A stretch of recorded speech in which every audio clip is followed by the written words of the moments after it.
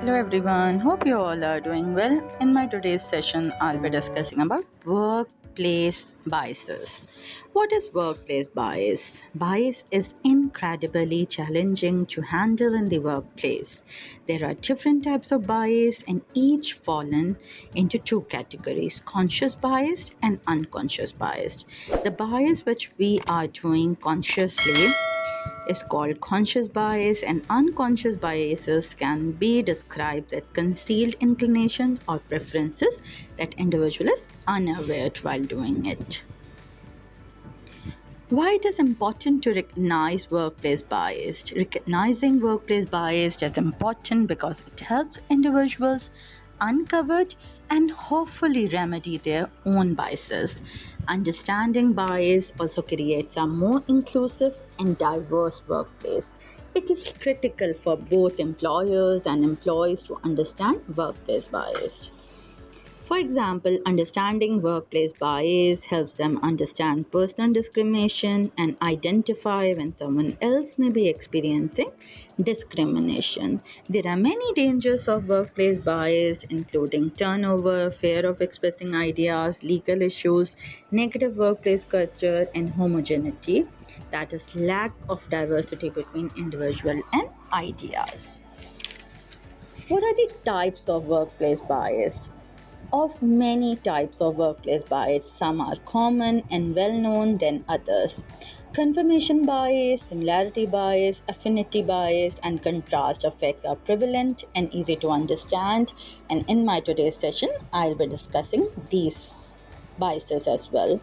Confirmation bias is that everyone has pre existing beliefs and principles that affect judgment. Confirmation bias refers to the tendency to search for or be partial to information that confirms or aligns with these pre existing beliefs and the principles.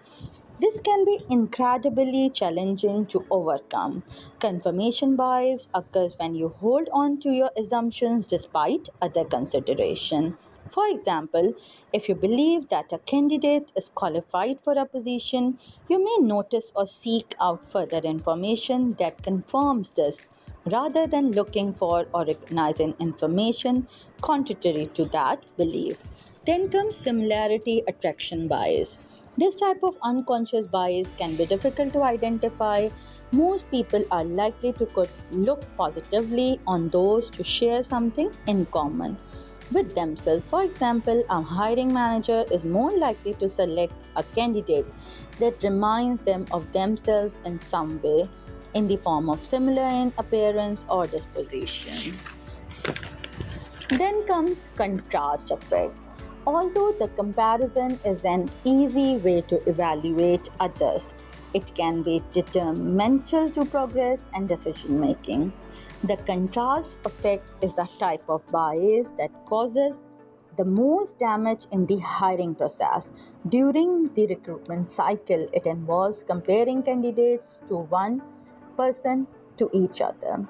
Consider the following situation. You are a hiring manager and you have to evaluate three candidates. So you have to identify the specific traits and then you can do the contrasting.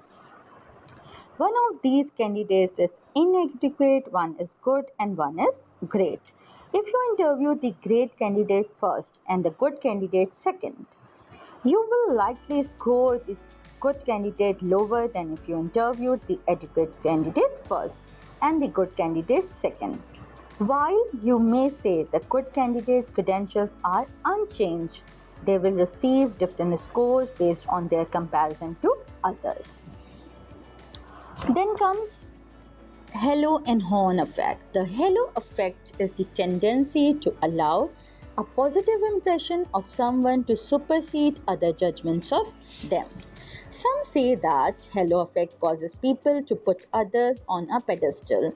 For example, if a candidate shows an interest in volunteering for charities, this may influence a more positive response from the hiring manager, even if there are negative aspects in their qualifications as well.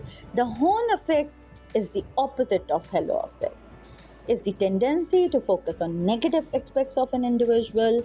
This forms and snap judgment that can be damaging of relationships and decision making.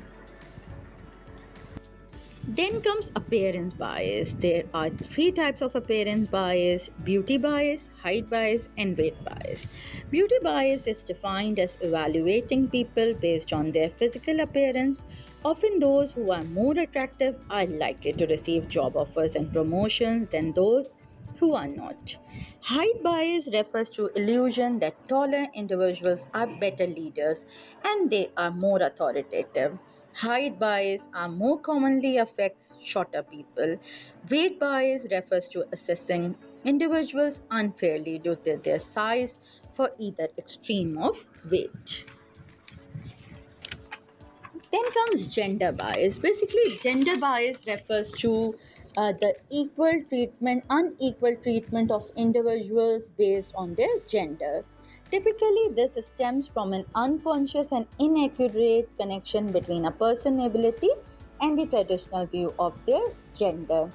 On many occasions, females that are equally qualified for the jobs are misjudged, and the hiring managers favor men because they appear more qualified because of their gender. Let's have focusing on the effects that how to address work bias. The first step is you have to focus in the details of the effects. Conscious and unconscious bias, false assumptions about the individuals. One way to overcome these assumptions is to focus the truth. Secondly, you have to provide the training. One way to overcome most types of bias is to provide training. The first step is to identify biases.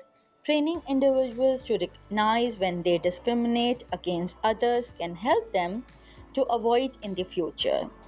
Bias trainings can be most effective for those involved in the hiring process.